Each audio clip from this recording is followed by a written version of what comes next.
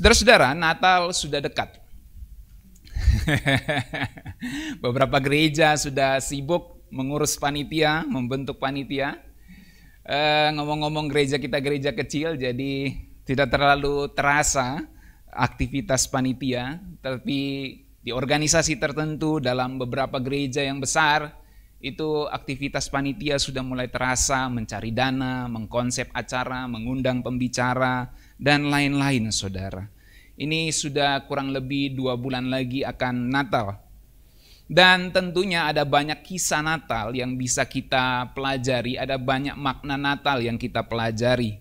Dan hari ini saya mau jadikan ini advance atau terdepan, karena masih lumayan relatif 2 bulan lagi, tapi menurut saya sudah cukup dekat.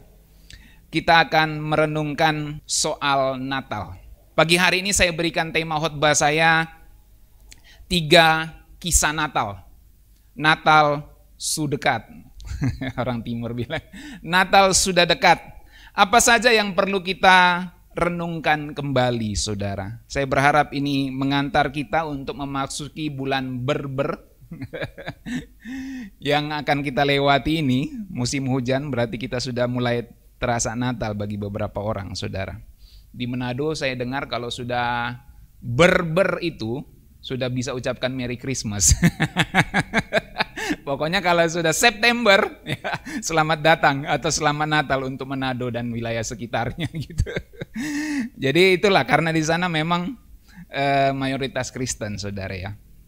Nah, mari saya ajak kita untuk bersama-sama melihat 3 kisah Natal, saudara-saudara. Saudara-saudaraku yang dikasihi dalam Tuhan, kisah yang pertama di dalam Natal adalah seperti ini. Natal adalah kisah cinta kasih. Kita tahu bersama dalam Yohanes 3 ayat 16, firman Tuhan mengatakan, dalam terjemahan The Message saya bacakan, "This is how much God loved the world. He gave His Son, His one and only Son. And this is why, so that no one need be destroyed by believing in Him. Anyone can have a whole and lasting life." Beginilah besarnya kasih Allah kepada dunia, Ia memberikan anaknya satu-satunya. Dan inilah sebabnya agar tidak ada yang perlu dihancurkan. Dengan percaya kepadanya, siapapun dapat memiliki kehidupan yang utuh dan abadi. Saya membacakan terjemahan The Message ini karena saya yakin banyak dari saudara sudah menghafal terjemahan yang biasanya. Saudara-saudaraku yang dikasihi dalam Tuhan, pemberian terbaik itu menggambarkan nilai yang diletakkan si pemberi kepada si penerima. Ketika kita ingin memberikan hadiah kepada seseorang, biasanya kita akan bertanya kira-kira apa yang dia butuhkan. Kalau saya kasih makanan, kayaknya nggak terlalu berkesan. Kalau saya kasih sesuatu, apa yang bisa berkesan dan apa yang dia butuhkan. Dan biasanya pemberian kita, kalau kita anggap itu terbaik, menunjukkan kita meletakkan nilai seberapa kepada orang yang kita berikan itu, saudara. Seorang pria ingin memberikan kepada seorang wanita misalnya yang dia cintai, dia berikan misalnya bunga. Bagi dia bunga itu adalah sebuah nilai yang romantis untuk wanita ini. Jadi nilai yang diletakkan pemberian kita itu menggambarkan nilai yang kita taruh kepada si pemberi, kepada si penerima, kalau kita pemberinya. Itu sebabnya pemberian terbaik itu bukan sisa, saudara. Dan pemberian terbaik itu pasti melalui pengorbanan. Seringkali kalau anak muda lagi bokeh, nggak ada duitnya, terus dia mau belikan hadiah untuk kekasihnya, dia mungkin bisa saja harus minjam uang dari temannya. Mungkin harus pinjam motor temannya kalau dia tidak punya motor untuk pergi menjemput kekasihnya. Jadi begitu antusiasnya seseorang ketika mencintai seseorang sehingga dia rela mengorbankan apa saja untuk mendapatkan hati atau memberikan sesuatu kepada orang yang dikasihinya. Jadi pemberian terbaik itu pasti selalu melalui pengorbanan. Dan kita melihat di dalam Kisah Natal, Bapa di sorga memberikan yang terbaik untuk kita. Dia memberikan anaknya yang satu-satunya, anaknya yang tunggal. Yakobus 1 ayat 17 firman Tuhan mengatakan setiap pemberian yang baik dan setiap anugerah yang sempurna datangnya dari atas, diturunkan dari Bapa segala terang. Jadi Bapa itu selalu memberikan yang terbaik kepada kita, saudara. Itu sebabnya ketika Bapa memberikan yang terbaik kepada kita, Ia menaruh nilai yang tinggi kepada kita. Bapa di sorga menaruh nilai yang mahal kepada kita.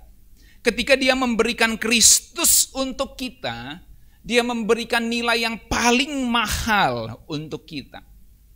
Semua katakan, saya bernilai tinggi. Saya mahal. Kita mahal, saudara. Sebab darah Yesus menebus kita. Sebab Bapa di sorga harus mengorbankan anaknya yang satu-satunya. Tidak heran kita membaca dalam 1 Petrus 1 ayat 18-19. Sebab kamu tahu bahwa kamu telah ditebus dari cara hidupmu yang sia-sia yang kamu warisi dari nenek moyangmu itu. Bukan dengan barang yang fana, bukan pula dengan perak atau emas, melainkan dengan darah yang mahal, yaitu darah Kristus, yang sama seperti darah anak domba yang tak bernoda dan tak bercacat. Betapa mahalnya kita, saudara, sehingga Bapa itu memberikan yang terbaik. Kalau Dia berikan Kristus, itu berarti Dia memberikan nilai yang tinggi kepada kita. Tetapi saudara, namanya kisah cinta, ada juga penolakan. Di Yohanes 1 ayat 11 dikatakan Ia datang kepada milik kepunyaannya, tetapi orang-orang kepunyaannya itu tidak menerimanya. Saudara-saudara, fakta ada orang yang tolak Tuhan Yesus itu jelas menunjukkan adanya kehendak bebas dalam diri manusia. Dan ini membawa kita mundur untuk melihat ke belakang di dalam teks-teks Alkitab.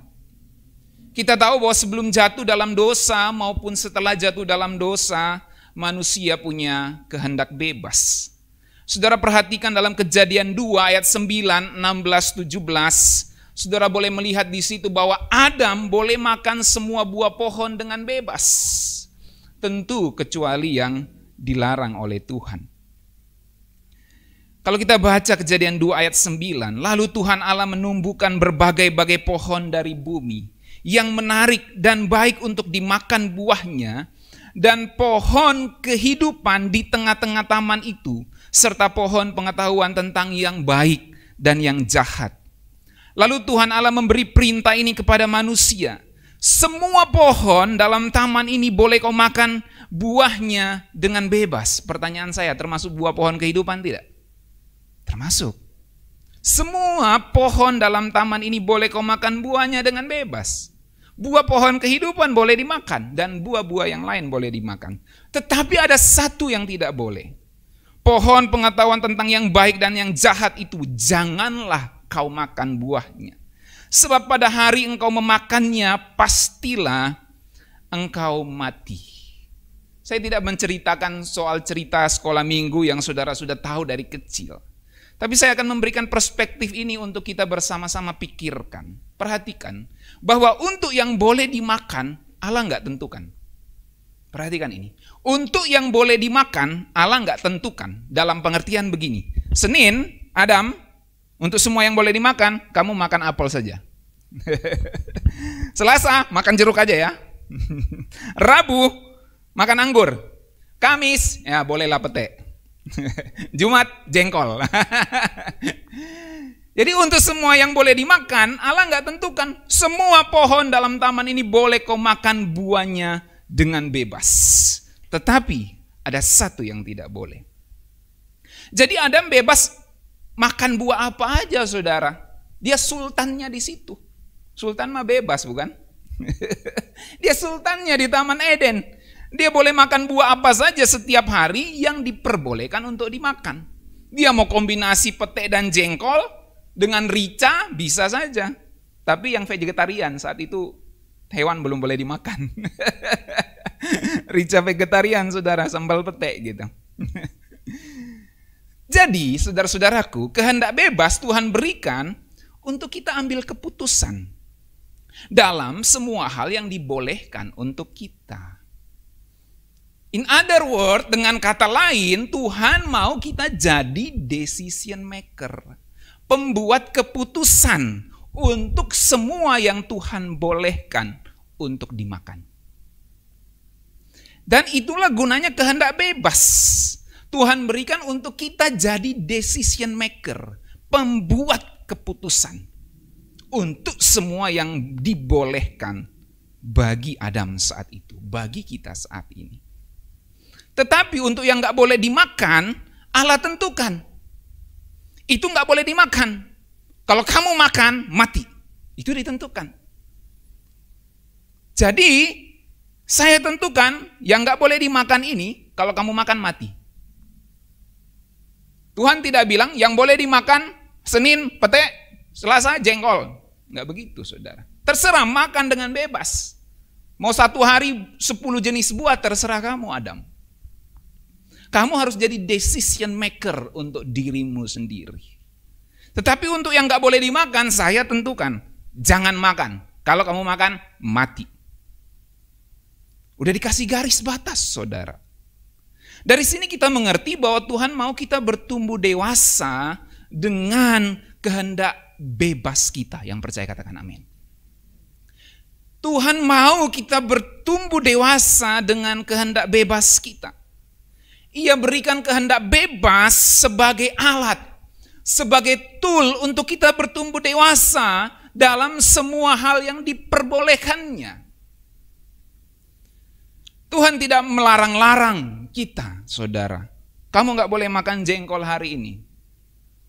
Kita yang buat keputusan sendiri.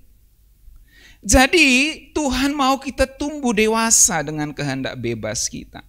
Tuhan mau kita jadi decision maker, pembuat keputusan untuk semua yang Tuhan perbolehkan. Itu sebabnya homework kita, pekerjaan rumah kita adalah mengetahui semua yang diperbolehkannya dan melakukannya dengan bijak, saudara. Sebagai contoh, firman Tuhan katakan 1 Korintus 10 ayat 23, dan kebetulan, saya kira bukan kebetulan, konteksnya adalah makanan. Segala sesuatu diperbolehkan, benar. Tetapi bukan segala sesuatu berguna. Segala sesuatu diperbolehkan, benar. Tapi bukan segala sesuatu membangun. Saudara-saudara, kalau kita makan buah terlalu banyak, pasti nggak sehat juga, benar? Ya. Kalau kita makan apel terus setiap hari, nggak ada protein masuk, nggak sehat juga, bukan? Kalau kita makan protein terus, nggak ada unsur lain yang masuk, vitamin lain yang masuk, nggak sehat juga, bukan? Jadi makan buah itu diperbolehkan, tapi bukan berarti nggak ada ukurannya atau takarannya. Dari sini kita mengerti bahwa yang diperbolehkan saja ada konsekuensinya. Apalagi yang tidak diperbolehkan. Bisa paham sampai sini, saudara? Bisa ikutin sampai di sini. Yang diperbolehkan saja ada konsekuensinya. Apalagi yang nggak diperbolehkan. Dalam kasus Adam, makan yang nggak boleh dimakan, konsekuensinya mati. Dan kita semua kena dampaknya sampai saat ini, menurut Roma pasal 3 ayat 23 dan 5 ayat 12. Sebab semua manusia telah berbuat dosa dan telah kehilangan kemuliaan Allah. Kita semua kena dampaknya, saudara. Gara-gara Adam yang makan yang nggak boleh dimakan. Dari sini saya mau kita mengerti bahwa kembali ke pokok Tuhan Yesus ditolak karena itu kisah cinta. Menolak Tuhan Yesus itu nggak diperbolehkan. Ia datang kepada milik kepunyaannya, tetapi milik kepunyaannya menolak dia. Jadi menolak Tuhan Yesus itu nggak diperbolehkan. Sudah ditentukan. Nggak boleh tolak Tuhan Yesus. Sebab konsekuensinya binasa. Seseorang bisa menolak Tuhan Yesus walaupun itu nggak dibolehin. That's kehendak bebas. Itu kehendak bebas. Dan kalau sesuatu yang nggak dibolehin itu dilakukan, maka ada konsekuensinya, ada akibatnya. Dalam hal ini kalau seseorang tolak Tuhan Yesus, maka ia pasti binasa. Alkitab sudah tuliskan itu, Yohanes 3 ayat 18. Mari kita baca bersama-sama, 1, 2, 3. Barang siapa percaya kepadanya, ia tidak akan dihukum. Barang siapa tidak percaya, ia telah berada di bawah hukuman, sebab ia tidak percaya dalam nama Anak Tunggal Allah. Saudara-saudaraku yang dikasihi Tuhan, Natal adalah kisah cinta Bapa di sorga kepada umat manusia. Ada yang menolak cintanya dan ada yang menerima cintanya. Tetapi saya mau kasih tahu satu hal ini, saudara, bahwa hanya cinta Tuhan yang bisa buat hidup kita utuh. Sama-sama katakan, hanya cinta Tuhan yang bisa buat hidup kita utuh. Itu sebabnya dalam terjemahan The Message tadi, by believing in Him, anyone can have a whole life, a lasting life. Orang dapat memiliki kehidupan yang utuh dan kehidupan yang abadi dengan menerima cintanya Bapa di sorga, cintanya Tuhan kepada kita, saudara. Dalam kehidupan kita sebagai orang percaya dan di dalam teori pernikahan, saudara, dan biasanya saya sampaikan ini kepada orang yang akan menikah, bahwa dua pasang yang mau menikah itu haruslah single. Single itu bukan dalam pengertian sendiri, tapi single itu dalam pengertian utuh. Saudara tahu maksudnya single itu? Single itu artinya utuh, sendirian, sama seperti mono gitu. Kenapa dia bisa mono? Karena dia utuh, sendirian, single. Jadi pernikahan itu adalah dua orang yang single, harus utuh dua-duanya. Kalau tidak utuh, saling tarik-menarik nanti di pernikahan. Kalau dia kosong, ini kosong, tidak bisa saling memberi cinta. Kalau satunya terisi, satunya kosong, ini akan menuntut cinta terus. Menuntut gelas cintanya itu diisi terus. Itu sebabnya dua orang yang menikah haruslah dua orang yang mengasihi Tuhan, yang menerima cintanya Tuhan. Sebab kalau dia tidak menerima cintanya Tuhan, bahaya rumah tangganya. Sebab tidak ada yang bisa diberi. Sebab dia tidak utuh, dia tidak single. Dan penting bagi kita untuk kita menerima cintanya Tuhan. Sebab Natal itu kisah cinta, saudara. Dan kalau kita utuh, maka kita bisa memiliki banyak hal untuk bisa diberikan. Dan keutuhan itu, a wholeness life itu, hanya bisa kita dapatkan waktu kita menerima cintanya Tuhan kepada kita. Amin. Anak-anak muda yang sedang cari pasangan, yang mau menikah, pastikan kamu utuh dulu dengan cintanya Tuhan. Amin. Supaya kamu nanti bisa masuk ke pernikahan dan itu tidak membahayakan rumah tanggamu, tapi justru menjadi berkat di dalam rumah tanggamu. Yang kedua, Natal adalah kisah iman. Saudara-saudaraku yang dikasihi Tuhan, dalam Lukas 2 ayat 16-17 saya bacakan firman Tuhan. Lalu mereka cepat-cepat berangkat dan menjumpai Maria dan Yusuf dan bayi itu yang sedang berbaring di dalam palungan. Dan ketika mereka melihatnya, mereka memberitahu apa yang telah dikatakan kepada mereka tentang anak itu. By the way, siapa yang bisa tebak ini cerita tentang siapa? Para gembala, saudara. Lalu ayat 18, dan semua orang yang mendengarnya heran tentang apa yang dikatakan gembala-gembala itu kepada mereka. Ini poin saya. Tetapi Maria menyimpan segala perkara itu di dalam hatinya dan merenungkannya. Saudara-saudara, saya dari dulu bertanya-tanya, kenapa Alkitab menyebutkan Maria itu menyimpan segala sesuatu, segala perkara di dalam hatinya. Lalu saya menemukan jawaban seperti ini, saudara. Karena Maria itu tidak menerima complete story.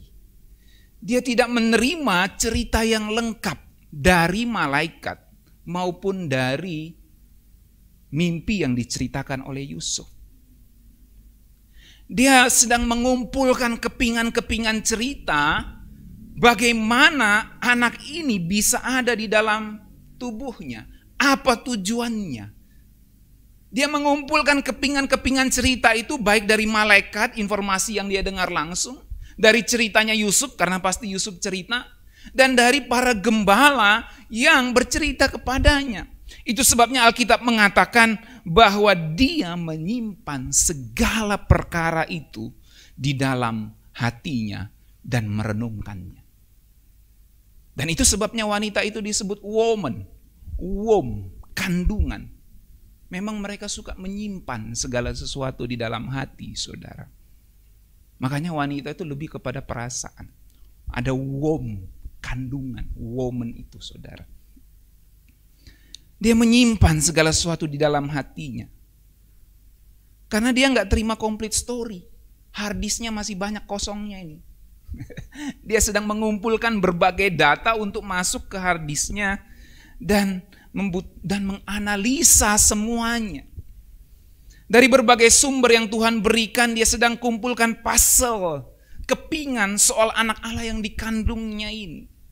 Dan kediamannya Maria, perenungannya Maria, dan kesediaannya untuk menjalani misi melahirkan Mesias, membesarkan Mesias, walaupun tanpa complete story, cerita yang utuh dan lengkap, itu menunjukkan iman dan ketaatannya kepada Yahweh yang dipercayainya. Saudara-saudaraku yang dikasihi Tuhan, dalam perjalanan hidup ini sering kita nggak terima complete story, bukan? Saya tidak pernah dari kecil membayangkan berkhotbah di jemaat GKI Rema. Tidak pernah terbayangkan. Tapi saya tahu dari sejak SMP Tuhan panggil saya untuk menjadi hambanya. Tanpa complete story. Saya nggak pernah tahu saya akan melayani di depan saudara.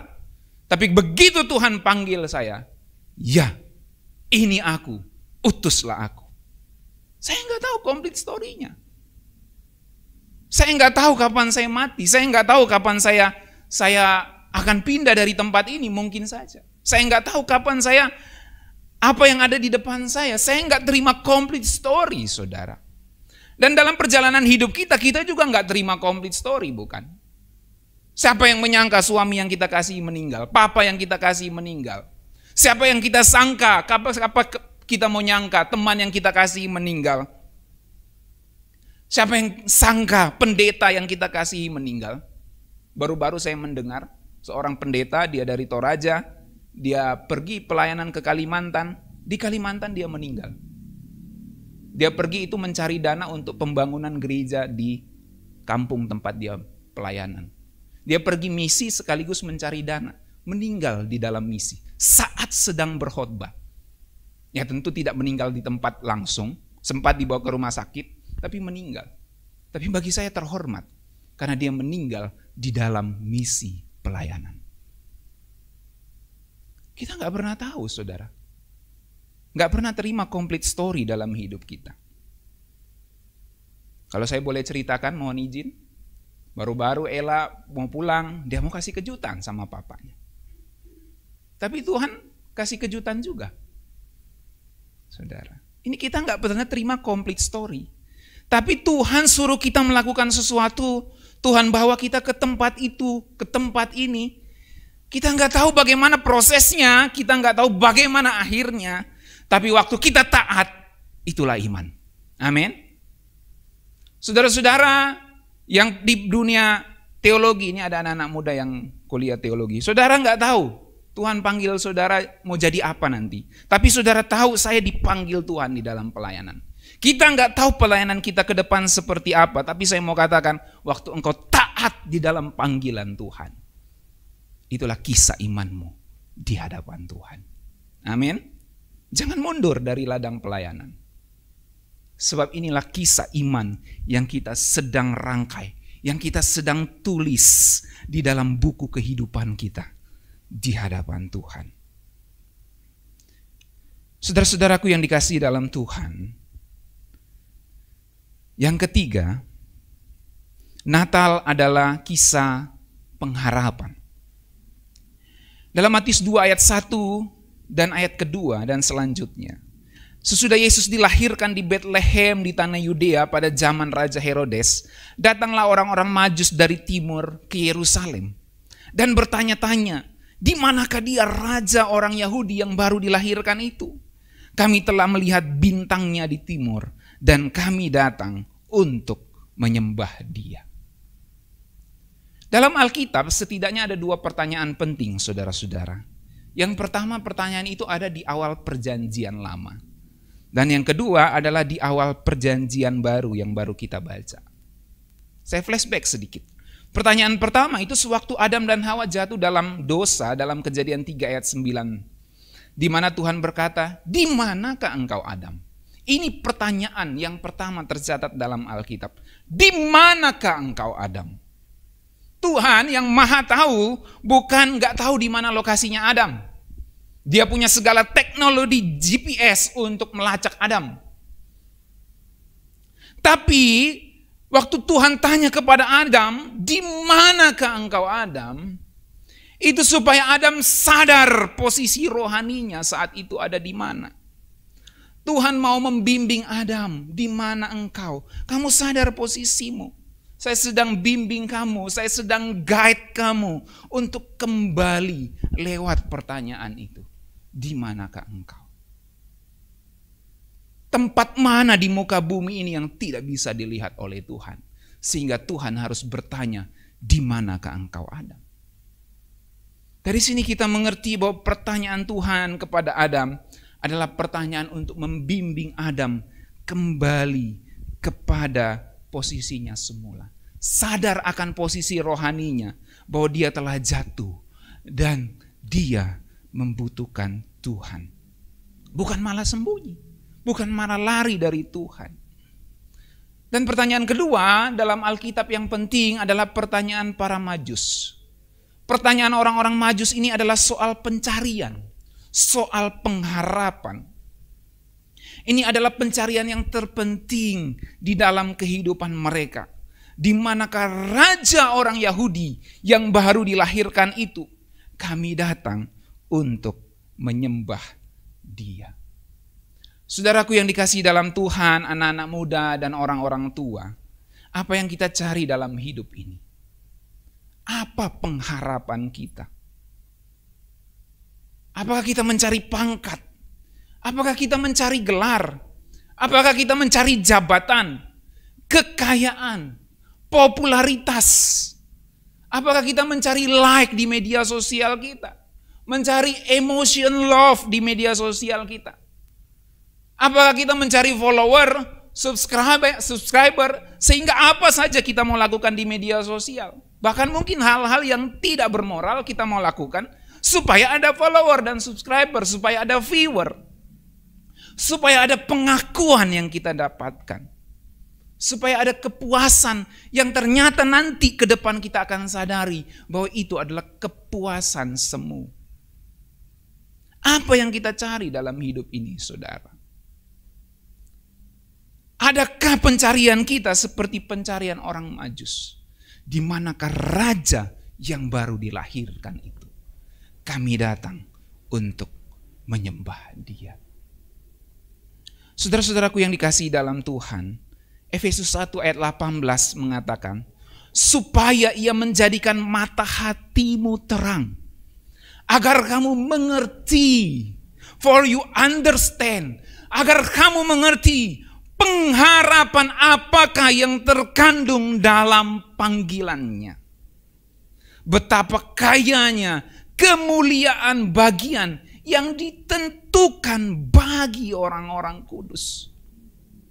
Kalau kita melihat Tuhan, saudara, Kita akan punya pengharapan betapa kayanya yang disediakan bagi kita itu. Dan betapa hebat kuasanya bagi kita yang percaya sesuai dengan kekuatan kuasanya. Yang dikerjakannya di dalam Kristus dengan membangkitkan dia dari antara orang mati dan mendudukkan dia di sebelah kanannya di sorga. Jauh lebih tinggi dari segala pemerintah dan penguasa dan kekuasaan dan kerajaan dan tiap-tiap nama yang dapat disebut. Sebutkan satu nama. Dan saya akan buktikan dari Alkitab bahwa itu lebih tinggi daripada nama itu. Bahwa Yesus lebih tinggi dari nama itu. Sebutkan. Putin? Joe Biden? Sebutkan satu nama yang saudara rasa paling tinggi. Saya akan buktikan dari Alkitab bahwa nama Yesus lebih tinggi dari mereka semua. Bukan hanya di dunia ini saja, melainkan juga di dunia yang akan datang. Itu sebabnya kalau orang usir setan dalam nama Yesus, enyah segala setan. Gemetar saudara. Karena nama itu berkuasa. Di dunia roh, di dunia nyata, bahkan di dunia digital, ada orang-orang yang bisa disembuhkan dengan doa jarak jauh dari sini, saudara. Menembus batas ruang dan waktu. Dan pada bayi Natal ini, pada putra Natal yang kemudian menjadi besar, mati, dibangkitkan, dan naik ke sorga duduk di sebelah kanan Allah yang maha tinggi inilah, kita menaruh pengharapan kita. Jadi apa yang kita cari dalam hidup ini, saudara? Popularitas, kekayaan, uang, kepuasan yang semua. Apa yang kita cari?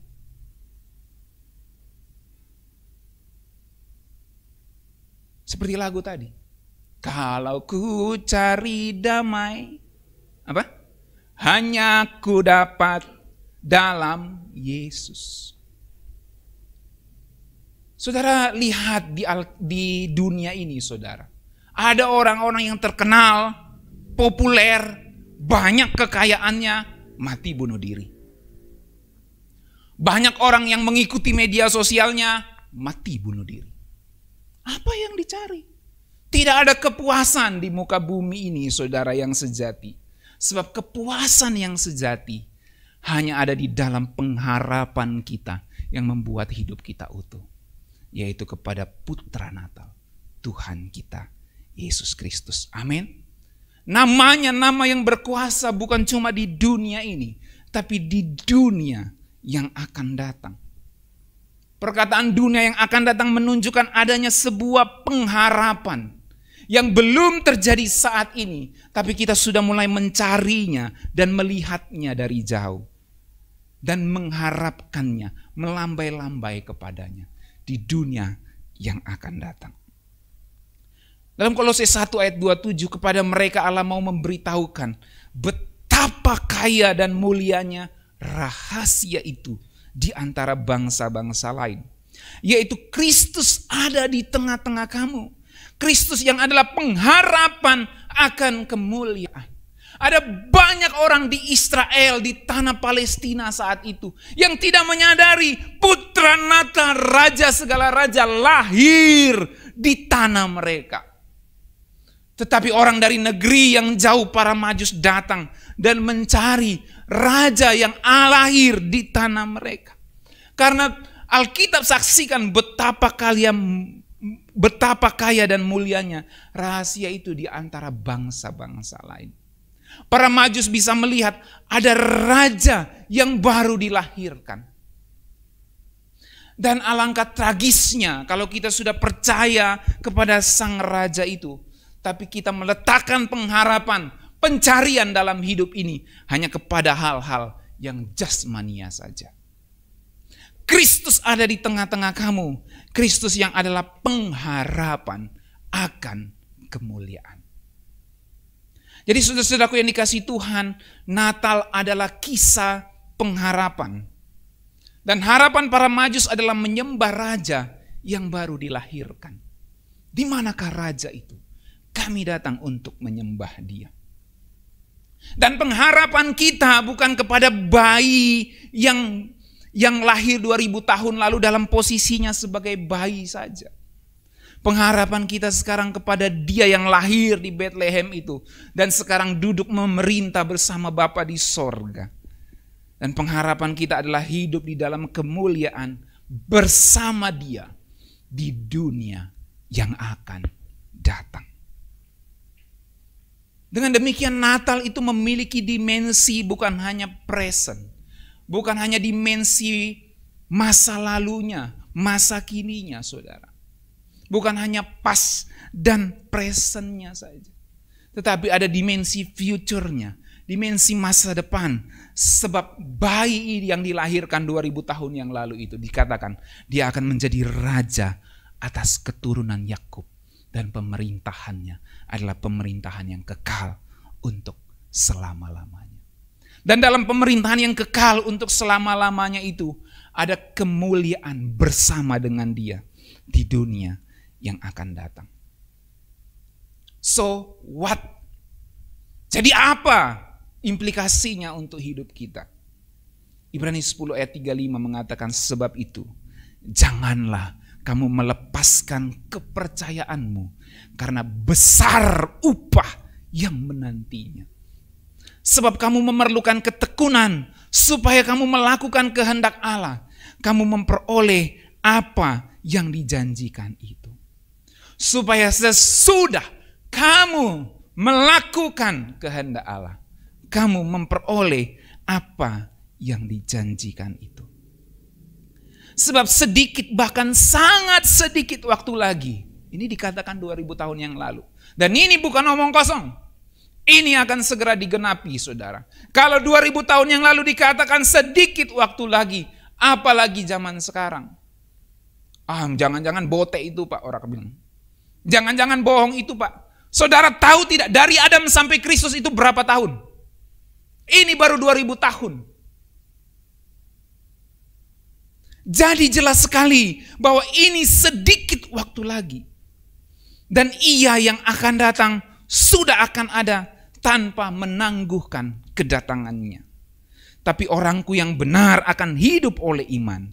Dan apabila ia mengundurkan diri, maka aku tidak berkenan kepadanya. Jemaat saudaraku yang dikasihi dalam Tuhan, ketekunan itu diperlukan di dalam pengharapan kita. Sebagai gembala saya sangat rindu saudara-saudara bisa berkumpul bersama, beribadah bersama-sama secara onsite di gereja ini. Saya berharap saudara-saudara yang mengikuti dari rumah tidak kehilangan niat untuk terus beribadah kepada Tuhan. Percayalah saudara, kalau gereja ini sepi, gembala saudara sedih. Percayalah hal itu. Bukan sedih karena tidak banyaknya orang, tapi sedih karena sepertinya tidak ada niat untuk kita mencari Tuhan. Ketekunan itu diperlukan di dalam kita menjalani pengharapan kita akan dunia yang akan datang yang Tuhan sediakan, saudara. Jangan sampai kita mengundurkan diri. Jangan sampai kita menjauhkan diri dari persekutuan ibadah kita. Dan jangan sampai keenakan kita ibadah online membuat kita kehilangan persekutuan dengan sesama kita. Saudara-saudaraku yang dikasihi dalam Tuhan, ketekunan kita diperlukan dalam pengharapan kita. Jadi, Natal sudah dekat. Beberapa gereja sudah sibuk atur panitia Natal. Yang lain masih biasa-biasa aja. Tapi apa yang bisa kita renungkan dari pelajaran firman Tuhan hari ini? Yang pertama tadi, saudara-saudara, Natal adalah kisah cinta kasih. Saya highlight di sini bahwa Bapa di sorga memberi nilai yang tinggi, yang mahal kepada kita. Dan hanya cinta Tuhan, cinta Bapa di sorga yang bisa buat hidup kita utuh. Yang kedua, Natal adalah kisah iman. Dalam perjalanan hidup kita seringkali kita nggak nerima complete story, saudara. Apa yang akan terjadi ke depan? Kita nggak pernah tahu. Kita nggak terima complete story. Kita nggak tahu bagaimana prosesnya di depan dan bagaimana akhirnya. Tapi waktu kita taat pada pimpinan dan tuntunan Tuhan, dan kita menjalaninya di dalam panggilan Tuhan, itulah iman. Amin, saudara. Dan yang ketiga, Natal adalah kisah pengharapan. Apa yang kita cari dalam hidup ini, saudara? Para Majus mencari dan menyembah raja yang baru dilahirkan. Dan pengharapan kita adalah hidup dalam kemuliaan bersama Tuhan di dunia yang akan datang. Dan pesan firman Tuhan ini, mari kita ingat bersama-sama bahwa ketekunan diperlukan di dalam pengharapan itu. Kiranya 3 kisah Natal ini akan mengantar kita untuk mulai merenungkan bersama-sama betapa besar kasih Tuhan kepada kita orang-orang yang percaya dan berharap kepada Dia menjelang bulan Natal ini. Mari kita satu di dalam doa. Bapa kami yang di sorga, kami bersyukur untuk 3 kisah Natal yang boleh kami renungkan bersama-sama, yang kami boleh dengarkan bersama-sama pagi hari ini. Biarlah kami semua bisa dipersiapkan untuk kami bisa menerima cinta Tuhan, lebih lagi menerima cinta Tuhan yang membuat hidup kami utuh. Dan keutuhan kami dapat kami terapkan, dapat kami aplikasikan di dalam kehidupan kami sehari-hari. Dan biarlah kami juga dapat menjalani semua kehidupan kami ke depan ini dengan iman di dalam panggilan Tuhan yang Tuhan percayakan kepada kami masing-masing. Baik kami sebagai pelayan-pelayan Tuhan, baik kami sebagai jemaat Tuhan yang bekerja di marketplace kami masing-masing, yang bekerja di dunia kerja kami masing-masing, dalam dunia kesehatan, dalam dunia pendidikan, di dalam dunia usaha, dalam dunia konstruksi, di dalam dunia apa saja yang kami kerjakan saat ini. Bahkan kami yang sedang kuliah, kami yang sedang sekolah, kami tidak tahu apa yang terjadi di depan. Tapi biarlah kami semua dapat menjalaninya sebagai anak-anak Tuhan yang percaya kepada Tuhan dan yang menerapkan iman itu di dalam kehidupan kami setiap hari. Dan biarlah kami juga akan diingatkan bahwa kami mempunyai pengharapan kepada Tuhan. Dan pengharapan ini membuat kami tidak melihat lagi, tidak mencari lagi hal-hal duniawi, kepuasan-kepuasan semu. Tapi kami sungguh-sungguh berharap kepada Tuhan dengan tetap bertanggung jawab di dalam kehidupan kami yang saat ini. Biarlah kami semua dapat mempunyai mata, mempunyai kerinduan, hasrat untuk dapat mencari Tuhan setiap hari di dalam ketekunan kami dan di dalam pengharapan kami. Sehingga satu kali kelak kami akan melihat kami hidup di dalam kemuliaan bersama dengan Tuhan di dunia yang akan datang. Kiranya kisah Natal ini akan menguatkan kami semua, mengantar kami semua untuk kami memulai memasuki